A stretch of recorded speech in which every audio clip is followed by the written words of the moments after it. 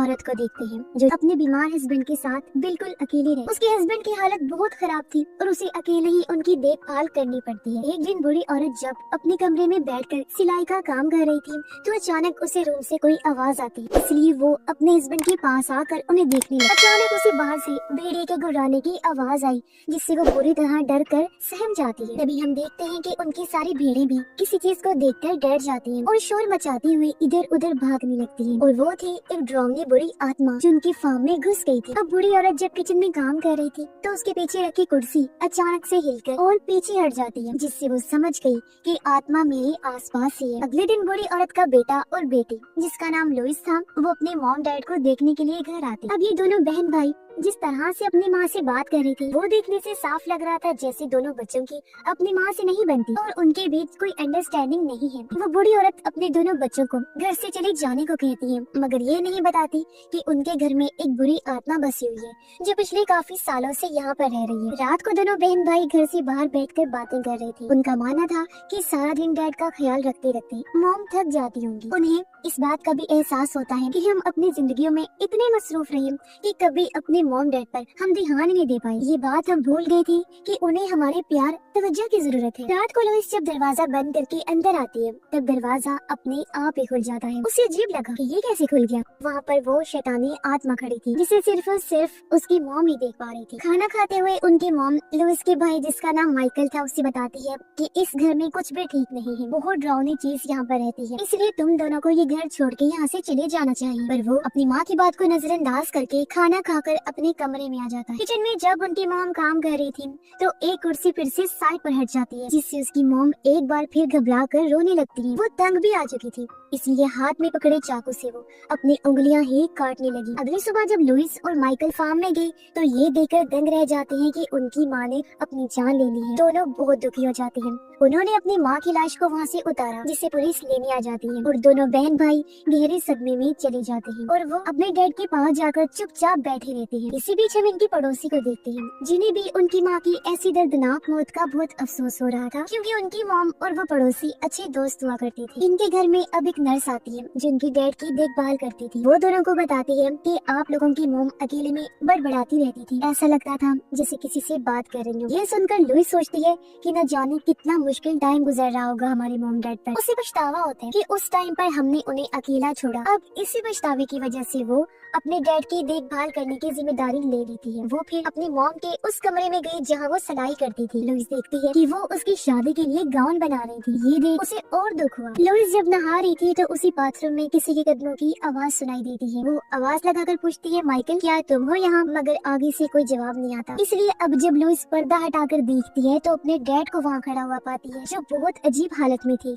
जिन्हें देख लुइस काफी घबरा गई। इस टाइम डैड की आंखें पूरी तरह सफेद हो गई थी और वो बुरी तरह कांपने लगे, अपना सर हिलाने लगते हैं। ये देखकर लुइस काफी डर जाती है। वो चिल्लाते हुए आंखें बंद कर लेती है। उसकी आवाज सुनकर माइकल जब वहाँ चेक करने आया तो उसे बाथरूम में कोई नहीं दिखता। लुइस की बात सुनकर वो जब अपने डैड के कमरे में गई चेक करने तो वो बेड पर बिल्कुल वैसी हालत में सोए हुए थे जैसे वो पहले सो रहे। अब लुइस ने जो चीज अपनी आंखों से देखी थी उसे झुटलाना मुश्किल था, लेकिन वो फिर भी उसे सिर्फ अपना वहम समझकर नजरअंदाज कर देती है और खुद को शांत कर। अब माइकल घर का जरूरी सामान लेने बाहर जाने वाला था। जाने से पहले वो अपने डैड को देखने जाता है। उनके बेड के नीचे से माइकल को अपनी मॉम की डायरी मिलती, जिस बारे में उसने लुइस को भी बता दिया और दोनों वो डायरी पढ़ने लगते हैं, जिसमें उनकी मॉम ने घर में बस रही उस डरावनी आत्मा के बारे में लिखा था और उनका कहना था कि वो धीरे धीरे मेरे हस्बैंड को मार रही है और मुझे मदद की जरूरत है। जो सुनकर लुइस सोने लगती है।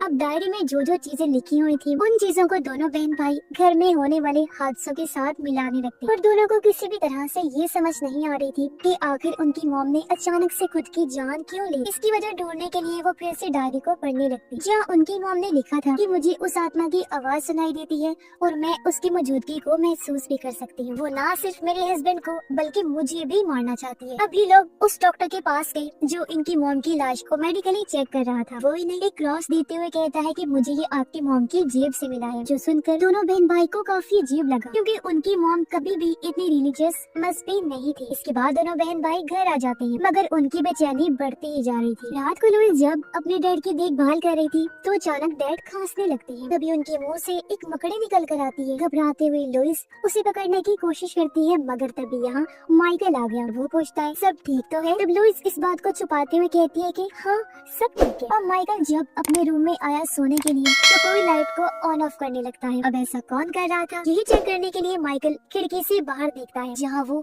बड़ा ही अजीब नजारा देखता है कि उसकी मॉम हवा में उड़ रही है और वो माइकल की तरफ देखकर मुस्कुरा रही है। तभी माइकल के कमरे की लाइट बुझ जाती है और उसी रूम के अंदर से अपनी मॉम की आवाज आने लगी। उसने बाहर देखा तो मॉम नहीं थी। कमरे में उसी मॉम के होने का एहसास हुआ, जो उसी हालत में थी जैसे वो फांसी पर लटकी हो। और अब जब माइकल ने हल्की सी लाइट जलाकर देखा तो वहाँ पर कोई भी नहीं था। अगले दिन लुइस जब बाथरूम में जाती है तो शीशे में खुद को देखकर वो काफी चौंक जाती है, क्योंकि किसी ने उसके चेहरे पर लिपस्टिक से निशान बना दिए थे। वो घबराते हुए अपना मुंह साफ करने लगती है। फिर जब वो अपने डैड को चेक करने आई तो उससे उनके पास से लिपस्टिक मिलती है, जो देख वो काफी डिस्टर्ब हो गई। उसे कुछ भी समझ नहीं आ रही थी कि क्या हो रहा है। इसी बीच घर के फोन पर किसी की कॉल आई। लुइस ने जब फोन उठाया तो वो एक रिकॉर्डिंग को सुनती है, जिसमें बताया जा रहा था कि घर के टेलीफोन लाइंस काट दी जाएंगी। ये सुनकर जब उसने फोन रखा तो एक और कॉल आती है। इस बार जब लुइस ने कॉल उठाई तो मॉम की आवाज सुनती है, जो उन्हें इस घर को छोड़ जाने का कहती है। माइकल जब वापस आया तो वो घर के बाहर चर्च के फादर को देखता है, जो लुइस और माइकल के बारे में पहले से ही जानती थी। वो उन दोनों को बताते हैं कि तुम्हारी मॉम अक्सर मुझसे मिलने आया करती थी, जिस वजह से ही मैं तुम लोगों को जानता हूँ। वो उन्हें अपना नंबर देते हुए ये कहती हैं कि अगर किसी मदद की जरूरत हो तो मुझसे राब्ता कर लेना। पर ये सुनकर दोनों को लगता है कि शायद उस शैतानी आत्मा से जुड़ी हुई बातें फादर ने मॉम के दिमाग में डाली हो, इसलिए माइकल उन्हें घर से जाने को कहता है। उनके जाने के बाद माइकल अपनी वाइफ और बच्चों को कॉल करके कहता है कि मैं तुम्हें बहुत याद कर रहा हूँ और तुम्हारे पास आना चाहता हूँ। अब लुइस जब फार्म में जाकर अपनी मॉम की डायरी पढ़ती है तो उसे कांच टूटने की आवाज आती है। लुइस को लगा कि शायद माइकल ने कुछ तोड़ दिया है। उसने जब मुड़कर देखा तो वहाँ पर कोई भी नहीं था, लेकिन इसी बीच हम उसके पीछे दीवार पर शैतानी परछाई को नोटिस कर पाते हैं। अब लुइस को भी लगने लगता है जैसे मॉम की आत्मा वाली बात ठीक है। इस बारे में वो माइकल को कहती है। तब उसका भी यही कहना था कि अब मुझे भी इस बात पर यकीन होने लगा है, और वो लुइस को उस रात के बारे में बताने लगता है जब उसने अपनी मॉम को हवा में उड़ते हुए देखा था। कुछ देर बाद जब दोनों घर के अंदर आ गई तो उन्हें बाहर किसी की मौजूदगी का एहसास हुआ, जिसके साथ ही उन्हें कोई चीज खुरचने की आवाज भी आती है। उन्होंने जब बाहर देखा तो वहाँ चर्च के फादर थे, मगर इस बार उनकी आंखें पूरी तरह सफेद हो गई थी। इससे दोनों समझ जाते हैं कि ये फादर नहीं बल्कि आत्मा है। इसने फादर का रूप लिया हुआ है, क्योंकि वो किसी का भी रूप ले सकती है। अब इनका पड़ोसी लुइस और माइकल की मदद करने के लिए कॉल करता है।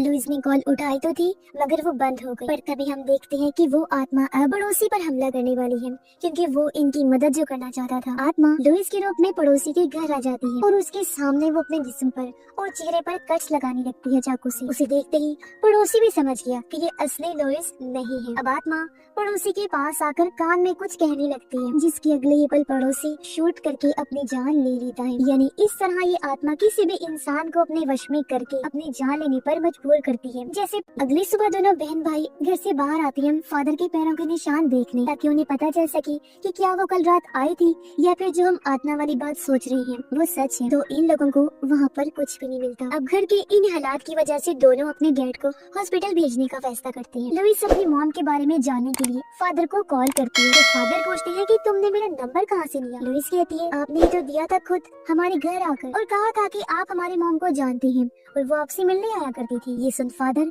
हैरान है। क्या वो कहता है मैं तो कभी आपकी मॉम से नहीं मिला और मैं तो दूसरे मुल्क में रहता हूँ, मैं आप लोगों में से किसी को नहीं जानता। साथ ही फादर उसे ये भी बताते हैं कि मेरी भी लुइस नाम की एक बेटी थी जिसने अपनी जान ले ली थी। इत्तेफाक की बात ये है कि उसकी आवाज तुमसे काफी मिलती जुलती है। ये सुनकर वो काफी घबरा गई, जल्दी से फोन रख देती है क्योंकि सारी बात सुनकर उसका सर चकरा गया था। फिर अब दोनों अपने फादर को हॉस्पिटल भेजने के लिए एक डॉक्टर से मशवरा करते हैं। डैड की हालत देखकर डॉक्टर कहते हैं कि वो बहुत कमजोर हैं, क्या पता वो सफर की थकान बर्दाश्त न करे, उनकी जान भी जा सकती है, तो उन्हें घर के अंदर ही रखना ठीक रहेगा। अब उनके डैड की नर्स कहती है कि आपके डैड को आप दोनों के प्यार की जरूरत है और मुझे उम्मीद है कि इस तरह वो ठीक हो जाएंगे, क्योंकि मैंने आपकी मॉम को आप दोनों के बगैर तड़पते हुए देखा था। अब लुइस और माइकल जब फार्म में आते हैं तो उनके होश उड़ गए, क्योंकि वहाँ बहुत सारे जानवर मरे हुए पड़े थे जिनको बुरी तरह चीर फाड़ करके खाया हुआ था। ये देख दोनों समझ गए कि ये काम किसी भेड़िए का नहीं हो सकता। उन्हें आत्मा पर शक हो रहा था और अब वो बड़ी सी आग जलाकर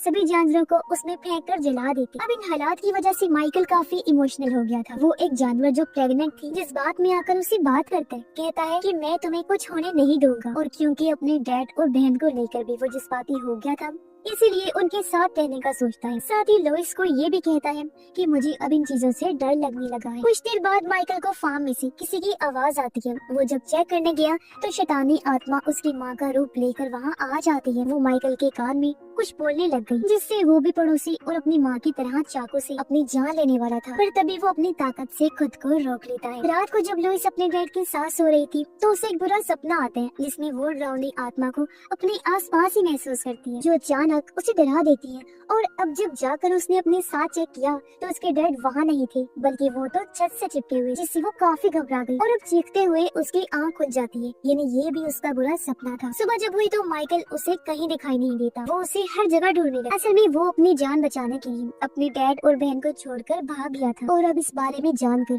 लुइस को काफी बुरा लगता है। तभी लुइस से मिलने पड़ोसी की पोती आती है। वो लुइस को उसके मौत के बारे में बताकर कहती है कि तुम्हारे डैड गल सड़ रहे हैं। ये सुनकर लुइस समझ जाती है कि ये असली पड़ोसी की पोती नहीं है, बल्कि इस बार भी आत्मा रूप बदलकर उसके पास आई है और वो लुइस को परेशान करने लगी। उसे नजरअंदाज करके लुइस माइकल को फोन करती है। जिस बीच यहाँ डैड की नर्स भी आ। दोनों बहन भाई की बहस चल रही थी कि तभी नर्स एक नोकदार चीज अपने गाल में घुसाने लगी। ये देख लुइस घबरा अलग अलग हिस्सों में औजार घुसाकर बेरहमी से अपनी जान ले लेती है। उधर माइकल जब अपनी वाइफ और बच्चों के पास आया तो ये देख वो पूरी तरह टूट जाता है कि उसकी फैमिली के सभी लोग मारे गए हैं। तो अब दुखी होते हुए माइकल गर्दन काट कर अपनी जान भी ले लेता है, लेकिन मरते हुए उसने देखा कि उसकी फैमिली तो जिंदा है और ये सब उस आत्मा की साजिश है कि माइकल की भी जान चली जाए। लुइस जब अपने डैड के पास थी तो डैड को जोर से खांसी आने लगती है। इसी बीच उसे घर से माइकल की आवाज आती है, साथ साथ उसके डैड की भी तबीयत खराब हो रही। लुइस काफी घबरा गई, डैड को बचाने की कोशिश करती है, मगर वो जोर से खांसते हुए अपना दम तोड़ देते हैं। इसी दुखी होकर लुइस जब रो रही थी तो उसे घर में से अपनी मॉम की आवाज आती है। उन्हें देखने के लिए जब उसने पीछे मुड़कर देखा तो वो आत्मा डैड के अंदर से निकलकर लुइस को भी मार देती है, यानी ये पूरी फैमिली ही मौत के घाट उतर चुकी। तो इसके पीछे की वजह ये थी कि उनकी मॉम ने अपने किसी काम को पूरा करने के लिए उन सब की आत्माएं शैतान को सौंपने का वादा किया था। इसलिए आत्मा उसके डैड के अंदर रहकर उनके घर में बस गई और उसने फिर इस पूरी फैमिली को खत्म कर दिया। जो जो भी इनसे राब्ते में थे उसने उनको भी मार दिया।